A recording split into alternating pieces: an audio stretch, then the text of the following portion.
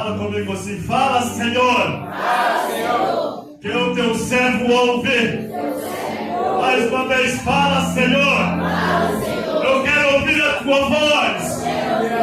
Fala Senhor. Fala, Senhor. Eu estou aqui na posição de vaso, de barro, mas quero ouvir a tua voz. Fala Senhor, que o teu servo ouve.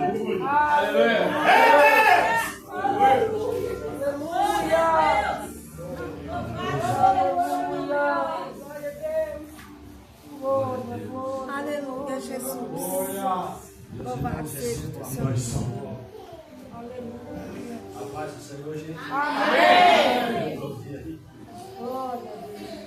Por gentileza, você que trouxe a sua Bíblia, encontre comigo Lucas, capítulo de número 24, e o versículo de número 49. Lucas, capítulo de número 24, versículo de número 49. Enquanto vocês encontram, eu quero agradecer a Deus pela oportunidade de mais uma vez poder usar a sua palavra para a glória do seu nome. Quero ser grato a Deus por encontrar esta graça, servir os irmãos, ter a oportunidade de falarmos acerca do reino dos céus, com um convite a receber a nossos encargos e nacional. Toda a família está aí, e alegria. Eu tenho uma convicção na noite de hoje que Deus vai usar a minha vida para responder as vossas orações. Amém, Jesus. Só eita. O pregador chega a carregar.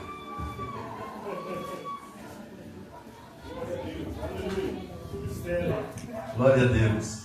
Aí, agora sim. Agora está acelerada a cartinha, vai dar certo. Queridos, eu tenho uma convicção de que Deus vai usar a minha vida para responder às vossas orações. Amém. Pergunte aí para uma ou duas pessoas que até lá está. Pergunte assim: você orou pelo culto de hoje? Amém? Se nós oramos, chegou a hora de Deus falar conosco, responder essas orações. Né? Lucas capítulo 24, versículo 49, está escrito assim: eis que envio sobre vós a promessa do meu Pai. Ficai, porém, na cidade de Jerusalém, até que do alto sejais revestidos de poder. Versículo 50 diz: então os levou fora até Betânia, e levantando as mãos, os abençoou. E aconteceu que, enquanto os abençoava, apartou-se deles e foi levado ao céu. E depois de o adorarem, voltaram com grande júbilo para Jerusalém. E estavam continuamente no templo, bendizendo a Deus. Amém? Podemos assentar. Obrigado pela reverência prestada à palavra de Deus.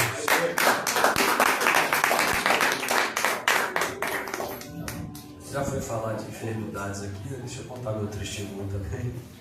Essa semana também a gente está com uma enfermidade pesada. Ontem eu achei que eu tinha melhorado, fui pregar na cidade de Bonfim. Aí eu dei uns gritos para a Maia lá, caí numa cidade que eu não criei. Mas eu tenho certeza que Deus vai nos dar graça aqui essa noite para ministrar aos irmãos. Antes, porém, eu quero fazer menção também da doutora Margarete, quanto tempo, né? Vou compartilhar o altar com a senhora novamente. Que bênção. Continuando na mesma unção, mesma graça. A Diné, eu vejo ela cantando lá em casa todo dia.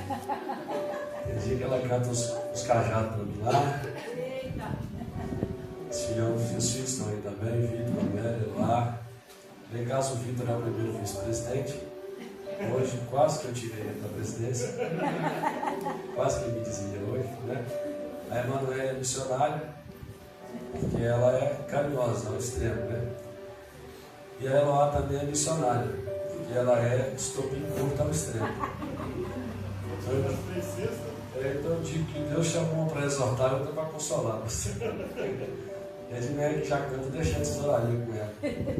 Para dar certo, senão o ministério não foi. Mas graças a Deus pela minha família. E eu gosto muito de pregar perto da minha família, que a gente passa por tantos lugares, né? E aí o pessoal às vezes mede a gente por 50 minutos, 1 hora. Mas pregar perto da família é bom, porque conhece o nosso cotidiano, né? Então tudo que eu falar aqui essa noite eu não vou ser medido por réguas tortas, vou ser medido por réguas verdadeiras de quem me conhece, de quem está comigo, não é verdade? Mas queridos, este texto que nós acabamos de ler é um texto que fala sobre os últimos segundos de Jesus com seus discípulos. Antes de pregar, eu estou sentindo a presença de Deus. Este texto é os últimos segundos de Jesus com seus discípulos. Eu disse que Jesus morre, ressuscita e fica com seus discípulos ainda por 40 dias. Instruindo-os, dando os detalhes finais.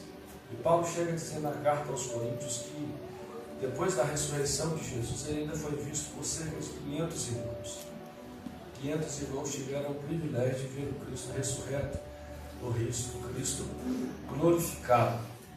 Já no seu momento de ascensão, de subir, no seu momento final na terra, de subir ao céu, para que o Espírito Santo começasse a sua operação através da igreja, ele vai reunir os seus discípulos em Jerusalém e vai deixar para eles uma promessa, que é o versículo que nós lemos.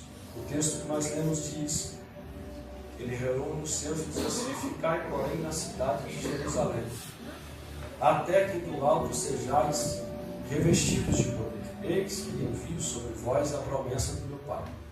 Ficai, porém, na cidade de Jerusalém, até que do alto sejais revestidos de poder.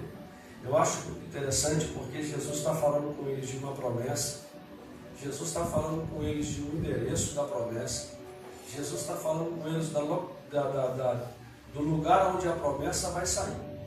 É interessante porque Jesus está com eles em Jerusalém. Está onde? Jerusalém. Então, Jesus disse assim para eles: vocês têm que ficar aqui, porque aqui eu vou enviar sobre vocês a promessa do meu Pai. Vocês não podem sair de Jerusalém. Ficai, porém, em Jerusalém. Até. Quando Jesus fala até, e quando você vai estudar, você vai descobrir que o até é uma palavra muito ampla. Porque o até não se limita a tempo nem a espaço. Até é até. Jesus não diz assim: ficai em Jerusalém, que no dia tal eu vou mandar a promessa. Não. Ele diz assim: ficai em Jerusalém até que do alto sejais revestidos de poder. E depois de dar essa instrução para eles, pasmem vocês. Diz a Bíblia que Jesus os retira de Jerusalém. Jesus os remove de Jerusalém. Jesus leva-os até Betânia, em um monte, o monte da Ascensão. E ali no monte da Ascensão, Jesus sobe, Jesus se acende, Jesus vai para o céu. E a Bíblia diz que quando Jesus sobe ao céu, e aí vai ter uma junção de Lucas capítulo 24 com Atos capítulo de número 1, que é escrito pelo mesmo escritor, o médico e historiador Lucas, vai dizer que eles veem Jesus subindo ao céu, e a coisa se torna gloriosa, eles adoram, mas aí ficou uma incógnita na minha cabeça quando eu li isso, porque Jesus disse para eles que a promessa seria derramada em Jerusalém. Jesus falou para eles que o lugar que o Espírito Santo seria derramado seria em Jerusalém. Jesus vaticinou para eles: vocês precisam ficar em Jerusalém. Só que Jesus não os deixa em Jerusalém. Repita, eu vou repetir isso. Jesus disse que eles receberiam a promessa em Jerusalém, mas Jesus não os deixa em Jerusalém. Jesus os tira de Jerusalém. E aí eu começo a entender alguns princípios. Princípios, às vezes, que a gente não percebe no dia a dia. Mas você já se sentiu fora do lugar da promessa? Já sentiu que às vezes o próprio Deus te desloca do lugar da promessa? Mas por que Deus faz isso? Por que Deus dá o endereço da promessa, mas não me deixa lá? Aí você vai entender. Lá em Atos capítulo de número 1, a partir do versículo de número 12, vai dizer que eles voltaram para Jerusalém. Eles caminharam para Jerusalém. E aqui, em Lucas 24, 52, vai dizer que eles voltaram para Jerusalém com grande júbilo. Então vai a primeira aplicação do teu coração. Deus deu o endereço da promessa, fez a promessa, mas quem caminhou pela promessa foram os discípulos. Foram eles que tiveram que caminhar pela promessa. Foram eles que tiveram que andar até o lugar da promessa. Então, a título de aplicação, eu vou ter que usar muito isso hoje, porque a voz não está boa. Diga para alguém assim: quem te fez a promessa foi Deus. Quem fez a promessa foi Deus. Mas quem caminha por ela é você. Mas quem caminha por ela é você. O problema é que a gente quer a promessa, que Deus cumpre a promessa, que Deus anda para a promessa, que Deus faz, e a gente não quer fazer nada. O problema é que a gente quer ficar de braços cruzados, só esperando cair do céu. Quem fez a promessa é fiel, mas quem recebeu também tem que ser. Quem fez a promessa é justo, quem recebeu a promessa tem que. Deus não vai descer do céu para fazer aquilo que é para eu e você fazermos. Se Deus me fez uma promessa, eu preciso caminhar por ela, eu preciso estar disposto a andar por ela, eu preciso estar disposto a ir atrás por ela. Se Deus te fez uma promessa para cantar, então vai fazer alguma coisa para cantar. Se Deus te fez uma promessa para ser pregador, para pregar, vai estudar, vai ler a Bíblia, vai orar, vai pagar o preço. Se Deus te fez uma promessa concernente a algo na casa dele, não espere vir de qualquer jeito. Deus está olhando do céu para mim e para você. Você está dizendo: estou esperando os seus passos, estou esperando a sua caminhada, estou esperando ver a sua disposição, estou esperando ver a sua inclinação. Nós estamos vivendo num tempo de muito comodismo, está vindo tudo de mão beijada, vocês perceberam? E a gente está muito vapt-vupt, né? A gente quer tudo para ontem. E por causa disso, nós estamos esquecendo o primordial, que é a nossa parte. Tem um Deus que está sentado no trono, que poderia ter chamado qualquer um, mas chamou você. Tem um Deus que está sentado no trono, que poderia ter deixado a enfermidade te levar, mas não deixou. Tem um Deus que está sentado no trono, que poderia ter deixado acontecer catástrofes na sua existência, mas não deixou. Por quê? Porque Ele sabe para quem Ele promete. Agora, você tem que zelar por isso. Agora, a caminhada ela é muito importante, irmãos. É por isso que o diabo trabalha tanto para a gente parar. É por isso que o diabo trabalha tanto para a gente desistir. É por isso que o diabo trabalha tanto para a gente não continuar na caminhada. Porque ele sabe que é na caminhada que o milagre acontece. Ele sabe que quem fez a promessa é fiel. Por que tem gente que não alcança as promessas? Porque Deus deixou de ser fiel? Não. É porque parou de caminhar pela promessa que recebeu. Desistiu no meio do caminho. Parou no meio da trajetória. E aí alguém levantou alguns jargões dizendo que quem tem promessa não morre. Morre. Tem muita gente cheia de promessa morrendo porque parou, porque desistiu, porque virou as costas. A promessa não está condicionada só a quem fez. A promessa está condicionada a quem recebeu. Pergunte para alguém que está do teu lado: o que você tem feito com as promessas que Deus te fez? Os discípulos receberam a promessa e Jesus diz a Bíblia que Jesus os leva para fora da cidade. Quando Jesus leva para fora da cidade é para saber se eles têm vontade de voltar para dentro. Então tem hora que você vai sentir fora, mas Deus está torcendo para você voltar para dentro. E é interessante aqui em Lucas 24:52 que eles voltam com grande júbilo, eles voltam com alegria. Só lembrando vocês que o melhor amigo deles tinha ido embora, que era o Cristo. Que o mestre tinha ido embora, que era o Cristo. Que aquele que andou com eles 3 anos e meio tinha ido embora. Então eles tinham de tudo para voltar chorando, voltar lamuriando, voltar triste. Mas ao invés de pegar a promessa e colocar no lugar de tristeza, eles pegam a promessa e colocam no lugar de júbilo, no lugar de alegria. Então eles plantam um sorriso nesse rosto, melhora essa cara, viva a promessa com alegria.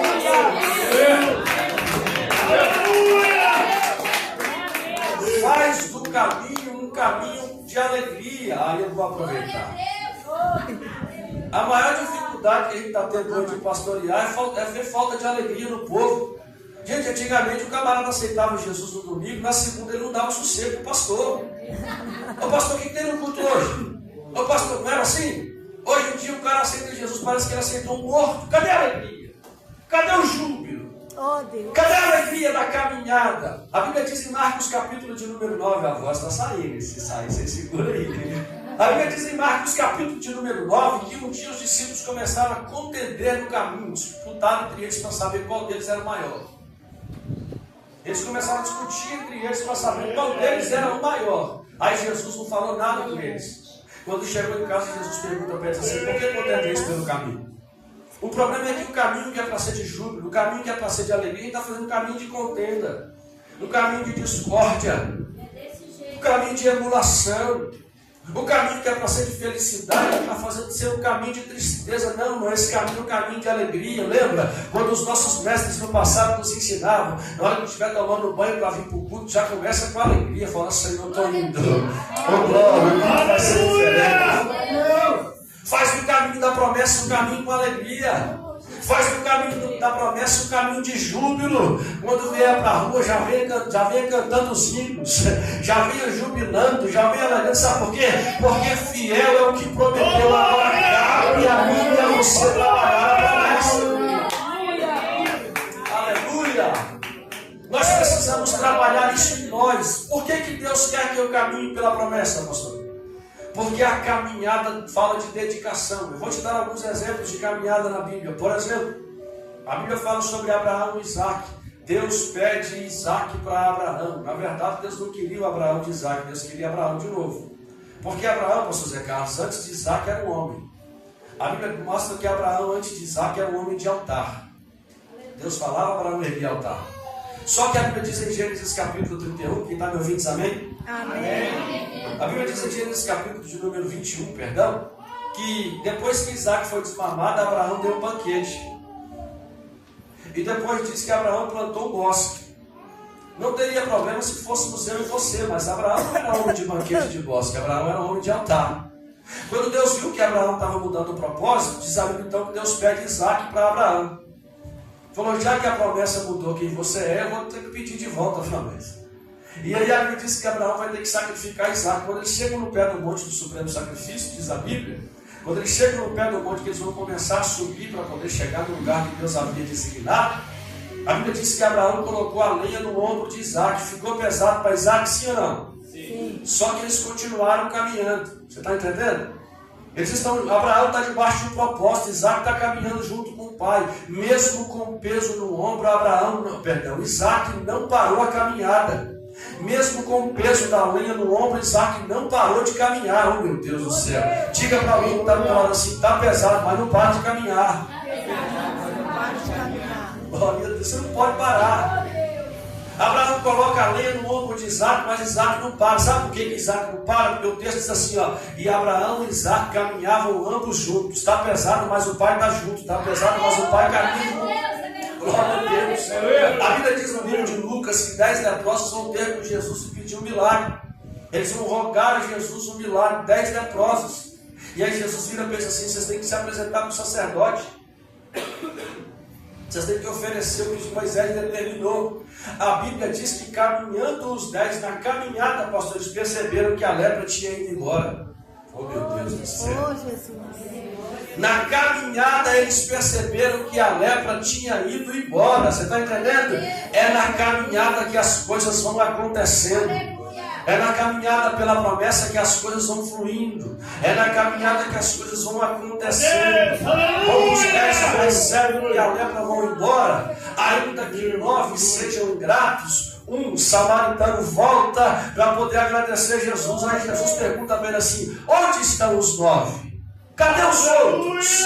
Onde estão os 9? Você está entendendo? Você não pode parar na caminhada. Agora você tem um texto na caminhada na Bíblia que chama a minha atenção. Está em João capítulo de número 2.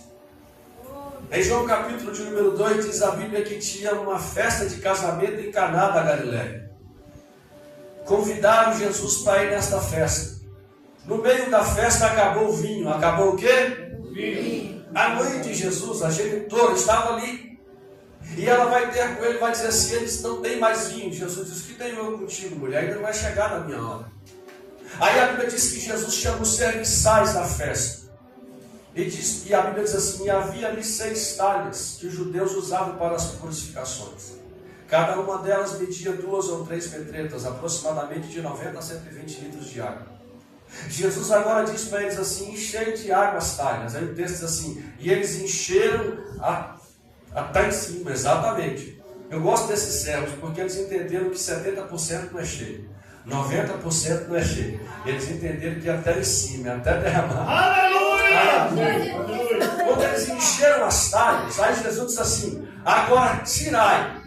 Olha que coisa interessante, Deus falou no meu coração que Ele nunca vai mandar tirar de onde Ele não colocou. Aleluia! Você está entendendo? Deus nunca vai mandar tirar de onde Ele não mandou colocar. E aí tem gente pensando que ser cheio do Espírito Santo é só para bailar no culto. Tem gente pensando que ser cheio do Espírito Santo é só para fazer vídeo, para colocar nas redes sociais. Não, meu. Se Deus te encher, porque Ele quer tirá-lo de você para dar para alguém. Oh, meu Deus do céu. Diz a Bíblia que eles aí: tirai e levai ao mestre de sala. Aí a Bíblia diz, pastor Zé Carlos, aproveitando a oportunidade, Aleluia. que eles tiraram a água e levaram para o mestre de sala. Quando levaram para o mestre de sala, o mestre de sala experimentou vinho. Aí o texto diz assim, e ele faz um elogio, né? Os camaradas deixou o vinho melhor para esse dono dessa festa aqui é muito doido. Ele deixou o vinho melhor para a última hora. Que é isso? Aí o texto diz assim: e ninguém sabia, senão aqueles que haviam tirado a água. Haviam tirado o quê? Mas o mestre de sala experimentou o quê? Vinho.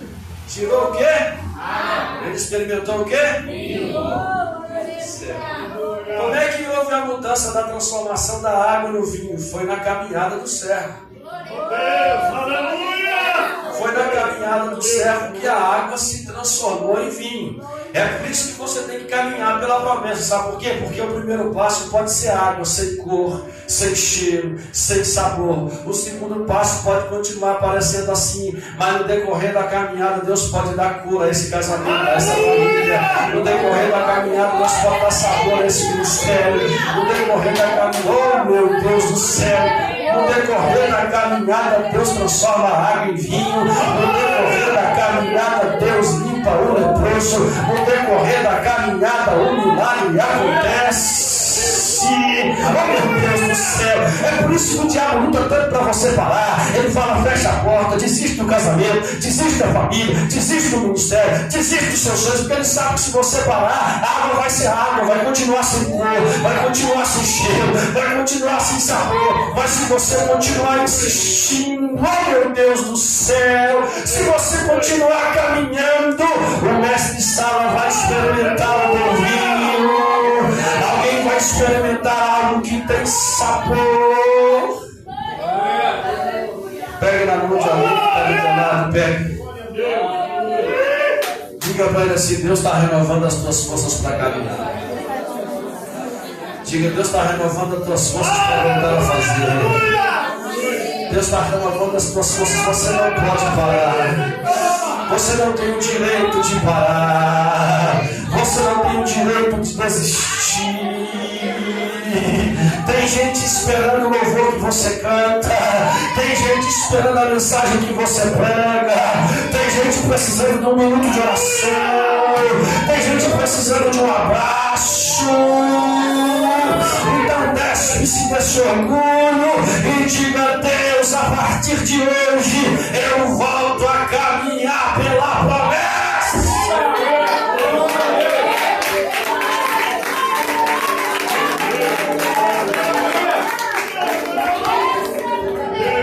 Banda séria do Elabarrada. Eu estou sentindo a presença de Deus aqui.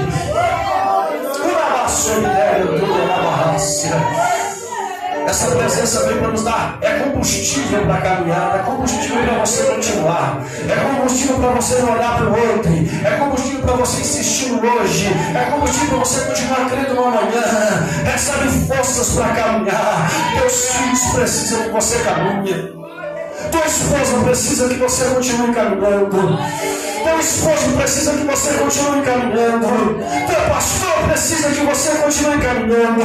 Tuas ovelhas precisam que você continue caminhando. Creia na promessa. Acredite na promessa. Ande pela promessa. Oh, meu Deus. séria do de Alabarras.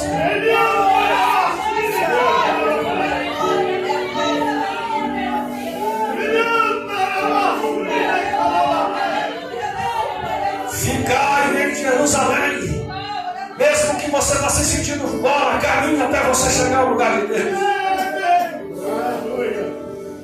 Mesmo que às vezes você vai sentir que foi o próprio Deus que te tirou do lugar, mas caminha pela promessa. Não desiste da promessa. Ele diz caminhar.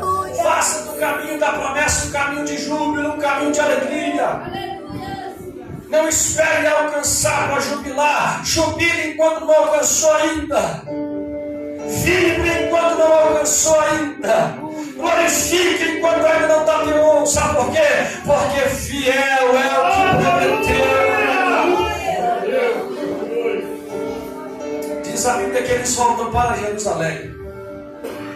Quando eles chegam em Jerusalém, a Bíblia diz que eles vão se reunir. Eles vão o quê? Reunir. Porque quem tem promessa nunca anda sozinho. Oh, glória a Deus. Oh, glória. Uma das coisas mais lindas que tem no Evangelho é a união, gente. Oh, Espírito Santo de Deus. É tudo que o diabo trabalha para desfazer, né? Oh, Espírito Santo. O diabo agora colocou na cabeça do povo que o povo tem que ficar sozinho. Você não precisa congregar. Não, você precisa ser crente. Aconteceu um fato na nossa igreja um tempo atrás de um rapaz que estava passando uma grande luta. Ele pediu oportunidade no culto. E aí ele chorou no microfone. Eu falei para os irmãos, ele precisa de um abraço.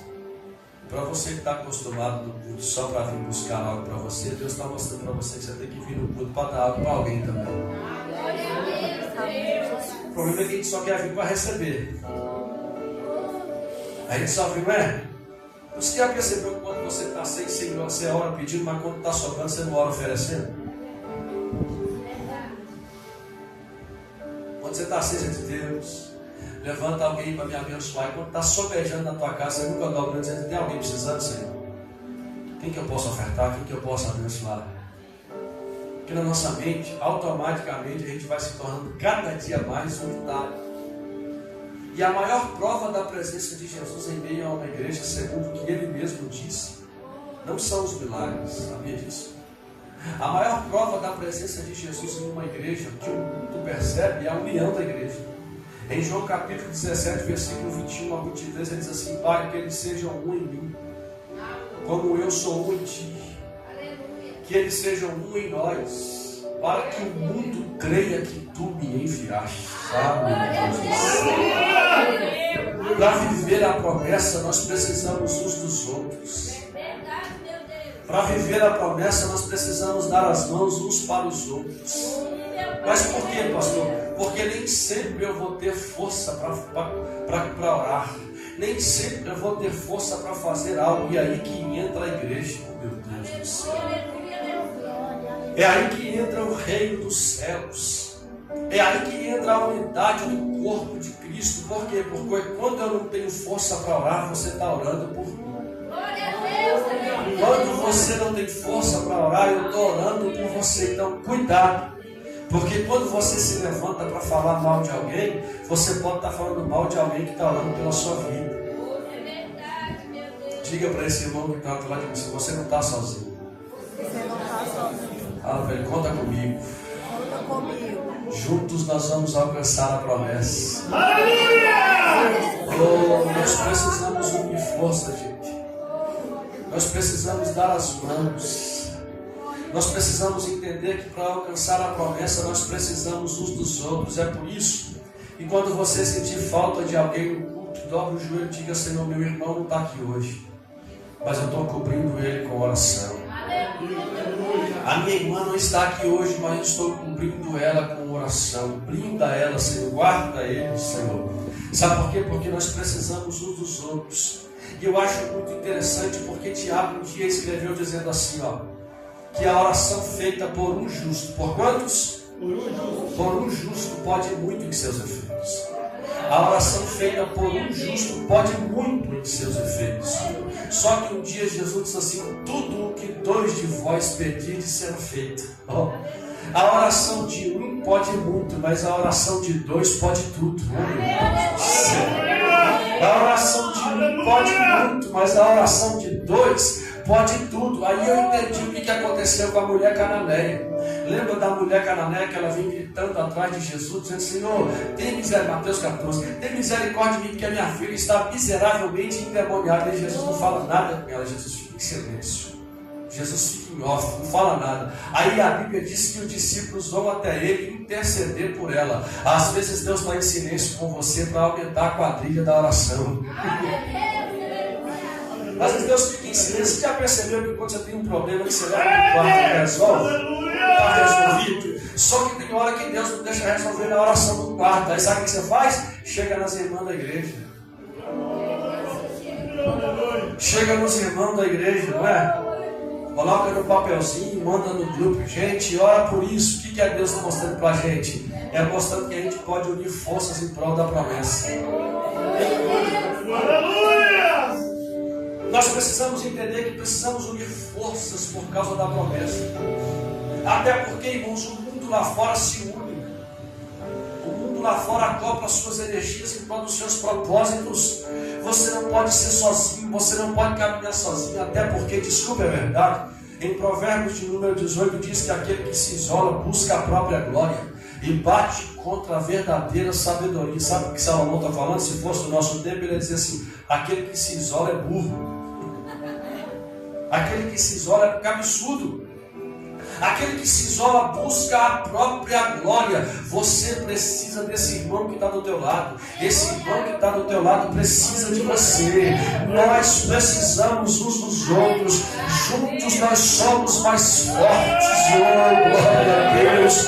Levante a tua mão para o alto. Levanta porque eu vou aplicar. Oh, glória a Deus. Você não pode se isolar, você não pode ficar sozinho, você não pode ficar pelos cantos, você não pode deixar de congregar, você não pode aparecer na igreja de vez em quando, você não pode vir um dia que pega telha, sabe por quê? Porque nós precisamos uns dos outros, os irmãos precisam te ver, você precisa ver os irmãos, você precisa abraçar alguém precisa te abraçar, você precisa apertar a mão de alguém precisa apertar a tua mão, você precisa cantar para alguém precisa cantar para você precisa servir alguém precisa servir você, e isso é igreja.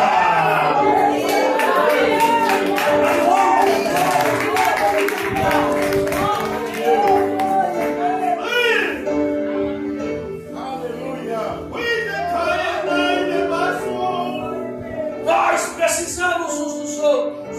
Oh, Deus. Sozinho a gente não consegue. Toda vez que eu vou falar sobre união, eu lembro da analogia que se fizeram sobre dois demônios, né? Os dois demônios se encontraram e cada um foi para uma igreja. A analogia que se faz é que 6 meses depois eles se encontraram. Um estava muito forte e o outro estava extremamente fraco. E o que estava muito forte e o que estava muito fraco perguntou para o que estava muito forte: rapaz, por que você está forte desse jeito? Aí ele disse: porque eu fui para uma igreja muito boa. Eu fui para uma igreja que os irmãos brigavam um com o outro. Eu fui para a igreja que quando alguém faltava do culto, ele dizia: sabia, pecou aquela peste, aquela praga, é coisa ruim, caiu, tinha que cair mesmo aquele trem. Eu fui para uma igreja que quando eu lançava uma seta sobre os casais era fácil atingir. Os casais caíam com facilidade, brigavam, ficavam semanas sem conversar. Eu fui para uma igreja que o pastor não podia corrigir as ovelhas, se corrigisse eles não queriam mais vir ao culto. Eu fui numa igreja só me fortaleceu. Tudo que eu tentava fazer dava certo. Tudo que eu tentava de discórdia, de desunião dava certo. Como isso me fortaleceu? Só que aí o forte ficou curioso e perguntou para o fraco: o que aconteceu contigo? Que você está raquítico? Ele disse: é porque eu não tive a mesma sorte que você. Eu fui para uma igreja de verdade. Eu fui para uma igreja que quando eu tentava colocar contenda entre os irmãos, um olhava para o outro e dizia: a gente não pode brigar, porque nós temos o Espírito Santo. Nós precisamos uns dos outros. Eu fui para uma igreja que quando eu lançava a seta sobre um casal, um olhava para o outro e dizia: nós não somos inimigos, nós somos aliados, nós somos parceiros. Eu fui para uma igreja que quando eu tentava fazer algum trabalho, eles tinham sensibilidade espiritual, e alguém dava lugar para o Espírito Santo, e o Espírito Santo operava, e a união permanecia. Eu não consegui colocar com discórdia, eu não consegui disseminar fofoca, porque quando a fofoca chegava no crente verdadeiro, parava nele, acabava nele, se finalizava nele. Sabe por quê? Porque lá tinha união, lá tinha união.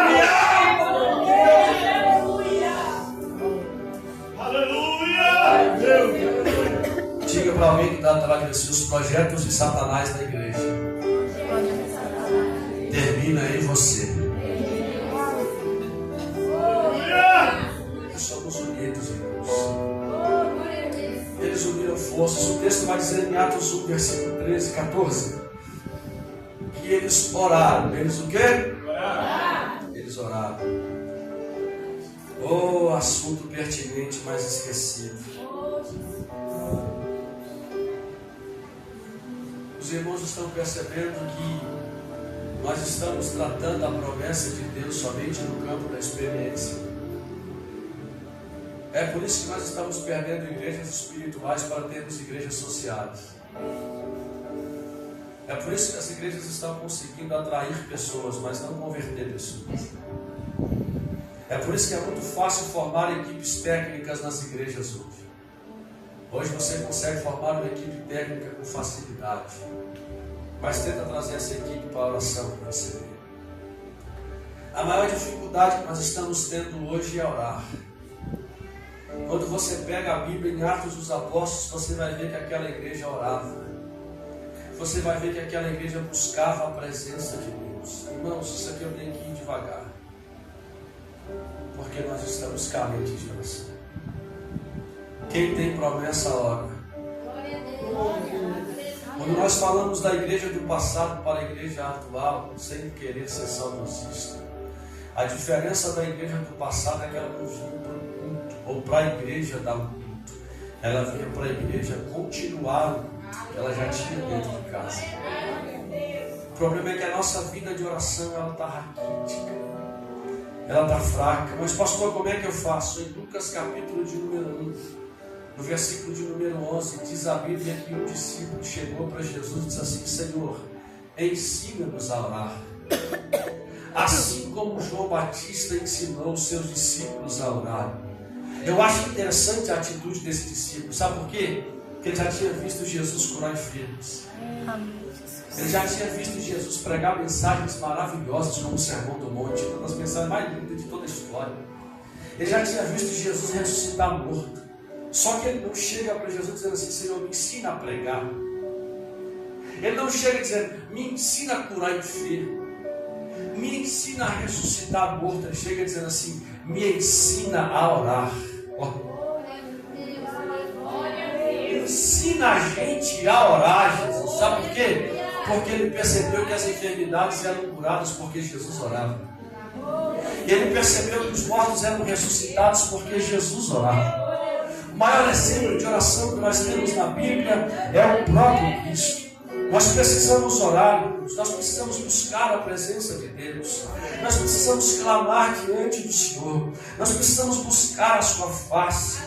Charles Spurgeon um dia disse que se nós formos fracos em nossa comunhão com Deus, nós seremos fracos em tudo. Se nós formos fracos na nossa vida de oração, nós seremos fracos em tudo. Spurgeon disse que toda a nossa biblioteca de estudo precisa ser um mero vazio comparado à nossa sala de oração. O mesmo pregador disse que sussurros que não podem ser expressados em palavras são frequentemente orações que não podem ser recusadas. Nós precisamos orar, nós precisamos buscar a presença de Deus.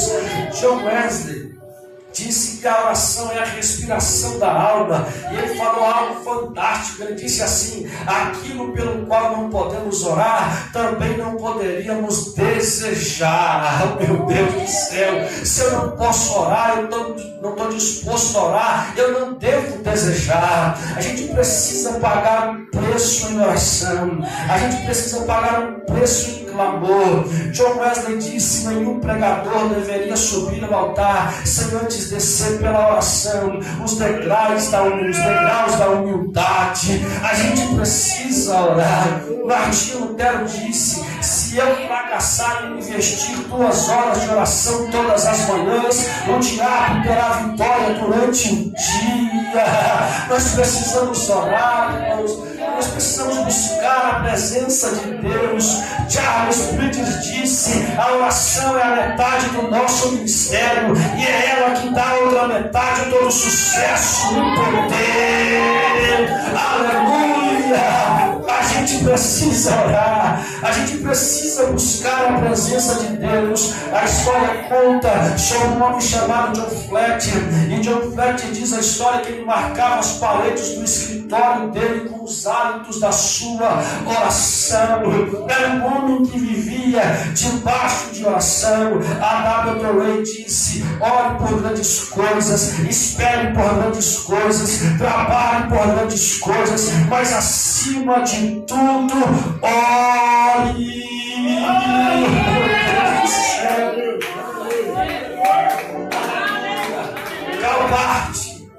Calvard foi considerado o maior teólogo do século XX, reformador. Ele disse: se não houver grande agonia em nosso coração, não haverá grandes palavras em nossos lábios. A gente precisa orar, igreja. A gente precisa buscar a presença de Deus. John Wesley um dia disse: Deus não faz nada a não ser em resposta das nossas orações. Deus só está esperando você orar para fazer. Deus só está esperando a gente orar para fazer. Deus só está esperando a gente buscar para fazer.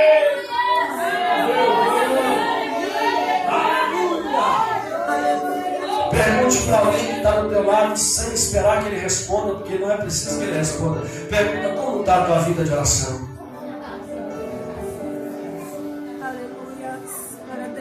É por falta de oração que a gente está vivendo de chavão de pregadores. É por falta de oração que falsos profetas têm se levantado e arrastado multidões. É por falta de oração que Satanás tem logrado êxito em muitas coisas. Satanás não suporta uma igreja que ora. Quem tem promessa, queridos, ora. Quem tem promessa, busca a presença de Deus. Segure na mão de alguém que está do teu lado. Segure na mão de alguém que está do teu lado. Feche os olhos com ele. Feche os olhos com ela. Comece a orar pela vida dele. Comece a orar pela vida dela.